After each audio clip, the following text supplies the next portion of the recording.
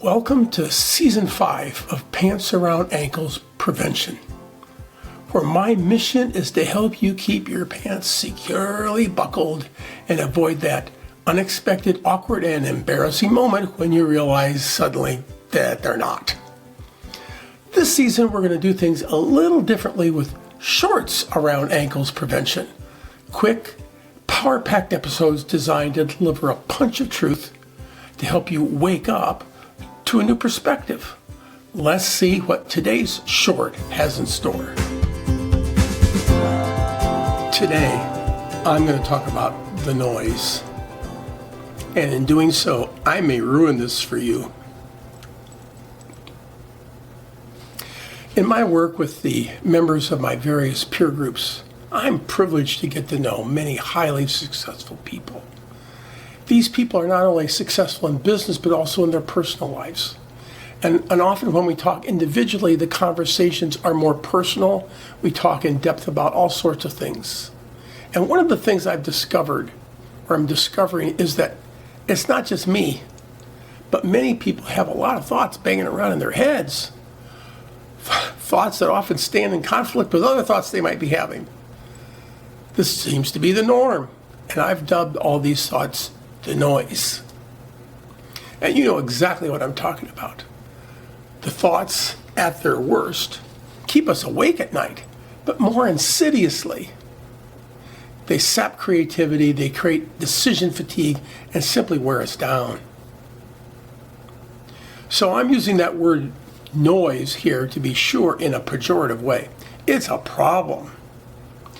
And it's not so much that it clouds our thinking as it is the actual cloud itself. It's a cloud of thoughts. The thoughts just sort of appear and just sort of disappear too, often without any intervention from us. To me, it sometimes feels like I'm just watching an ongoing conversation that I'm having with myself. And the whole thing seems messy. It's often difficult to really process something because of all the attendant noise that accompanies the thinking. What I know I want, and I suspect what others want, is less noise and more clarity. If only there was a way to quiet the noise. Well, what I've discovered is that there is. So, before we jump into this more, we need to have a little sidebar. Words convey meanings, and sometimes a given word means something to someone and perhaps something entirely different to someone else. And since I'm about to use one of those words that I know has many different meanings, all of which are valid, I want to try to avoid possible confusion and take a moment to define what I'm talking about with enough precision that we are all hopefully thinking about this in the same way and in the way I intend. Okay, so having said that, there's a mental technique that I use to help quiet the noise in my head. And the word that I use to describe it is meditation. Now, there are many kinds of meditation, and I don't profess to know if all of them offer this potential benefit or not, and I suspect not. I've been meditating for about 30 years, and at least with the methods I use, my meditation practices help quiet my all too active mind. And here's what I can tell you about what life is like when the noise disappears. It's marvelous. About 15 years ago, I was in the habit of meditating in the morning with a group of other men, a group meditation. In my experience, meditating with others has a positive compounding effect. And as I finished and I was out walking to my car, I realized I wasn't having any thoughts. I wasn't thinking. I was simply aware that I wasn't thinking. The noise was completely gone. And what I was left with was something that sort of felt like nothing and everything all rolled into one. More about that in a moment. But it was fantastic. Now, the noise slowly reappeared over the next half or an hour or so, but the damage was done. I now knew that I didn't have to live with the dysfunctional noise. And if you thought there was nothing you could do about the noise in your head, perhaps I've now ruined that for you too. Sorry. In the subsequent years, I've never really had a duplication of that experience to that degree. But what has been happening to me is a gradual shifting with the passage of time and my continued practice of meditation. The noise is not as loud. It's fading out of my awareness. It's so much easier to think than it used to be. Conversations get easier. Inner reactivity lessens. There's more creativity. Many things that once would have felt urgent and important are clearly not so important and not so urgent. There's less need to reason because the answers or options are simply more visible, unclouded or maybe less clouded by those clouds of noise inside the head. So it isn't that the noise has disappeared, but there's so many more positives that are quietly arriving.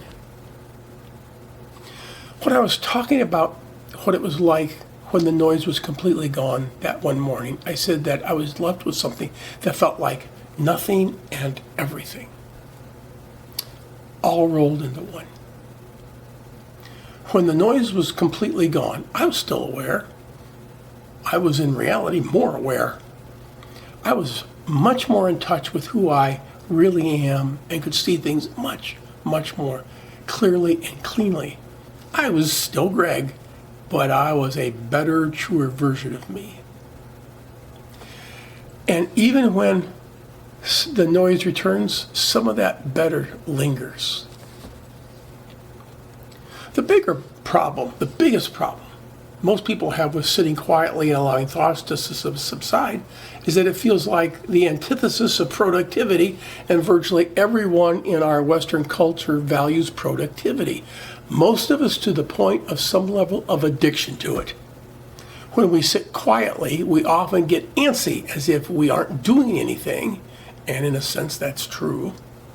And so we fidget. For many, this seems to trigger more thoughts, not fewer. Yeah, it's true. So here's an experiment you can do. Now you're going to need to do this when you're alone and in a quiet environment, and you definitely don't do this while you're driving. Just sit in a comfortable posture, close your eyes, and put your attention, your awareness on your breathing. Just watch it, feel it, hear it, experience it going in and out. Do not expect this to be a thought-free experience. Thoughts are going to appear, and that's okay. But when you realize you're thinking about the report that's due tomorrow, or who to have lunch with, or whatever, just become aware that you're no longer paying attention to your breathing like you were, and just go back and do that. More thoughts are going to continue to come. There's going to be a lot of going back and starting over, and that's completely okay. If you find yourself getting antsy, just realize that the antsiness and the attendant thoughts are just thoughts. And go back to focusing on your breath. You know what will happen when you do all this? Probably not much. Try it for 10 minutes. But notice how you feel after you do it. As one of my early meditation instructors told me, meditation is preparation for activity. It's about what happens after you do it. When you're doing it properly, it is a non-doing. In my opinion, it should be easy, natural, and effortless, like seeing a sight or smelling a smell. If you're trying, you're messing it up. And there's normally a huge temptation to try. But why don't you try? And then let me know how it went for you.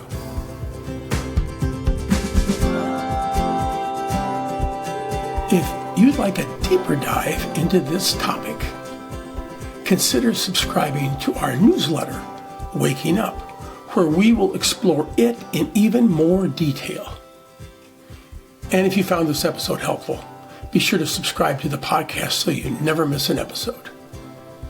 See you soon.